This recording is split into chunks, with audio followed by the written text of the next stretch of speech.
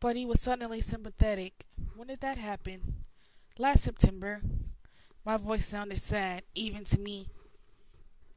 And you don't like him, Edward surmised, his tone still kind. No, Phil is fine. Too young, maybe, but nice enough. Why didn't you stay with them?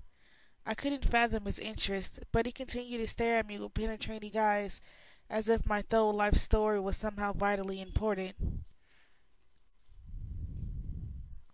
Phil travels a lot. He plays ball for a living, I half smiled.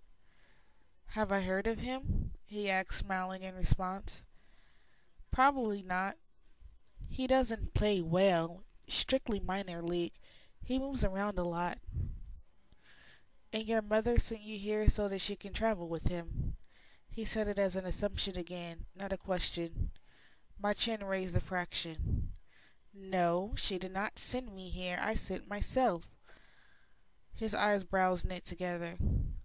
I don't understand, he admitted, and he seemed unnecessarily frustrated by that fact. I sighed. Why was I explaining this to him? He continued to stare at me with obvious curiosity. She stayed with me at first, but she missed him. It made her unhappy. So I decided it was time to spend some quality time with Charlie. My voice was glum by the time I finished. But now you're unhappy, he pointed out. And, I challenged, that doesn't seem fair.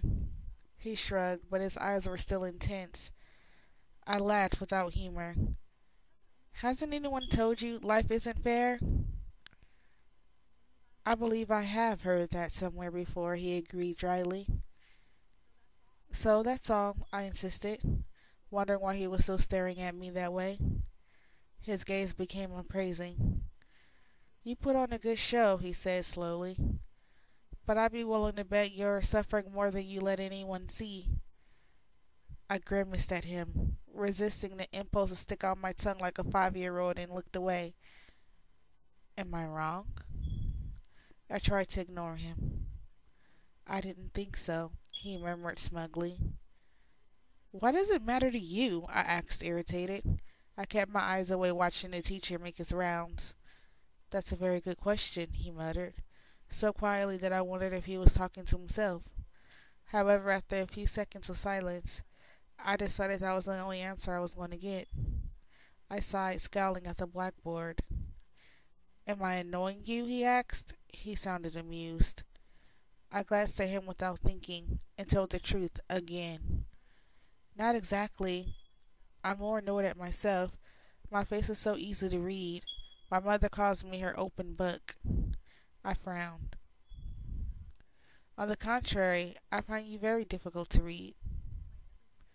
Despite everything that I said, and that he guessed, he sounded like he meant it. You must be a good reader then, I replied. Usually.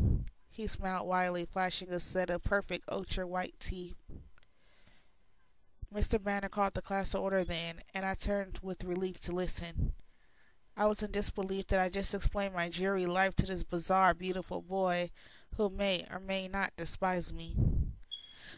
He seemed engrossed in our conversation, but now I could see from the corner of my eye that he was leaning away from me again, his hands gripping the edge of his table with unmistakable tension. I tried to appear attentive as Mr. Banner illustrated with transparencies on the overhead projector that I had seen without difficulty through the microscope, but my thoughts were unmanageable.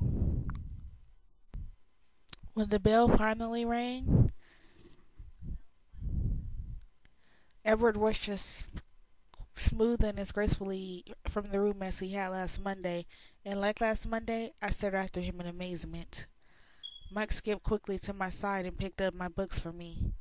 I imagined him with a wagging tail. That was awful, he groaned. They all looked exactly the same. You're lucky you had Cullen for a partner. I didn't have any trouble with it, I said, stung by his assumption. I regretted the snub instantly. I've done this lot before, though, I added before he can get his feelings hurt.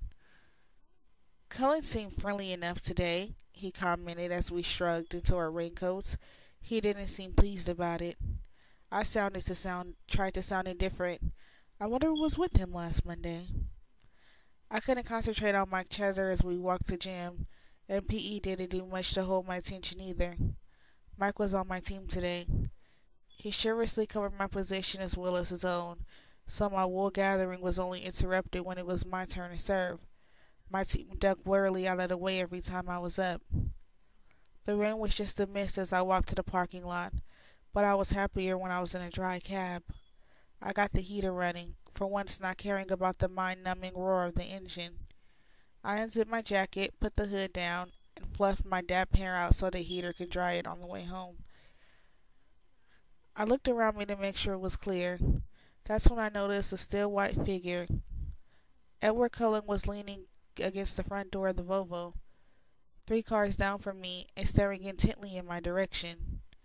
I swiftly looked away and threw the truck into reverse, almost hitting a resting Toyota Corolla in my haste. Lucky for the Toyota, I stumped on the brake in time.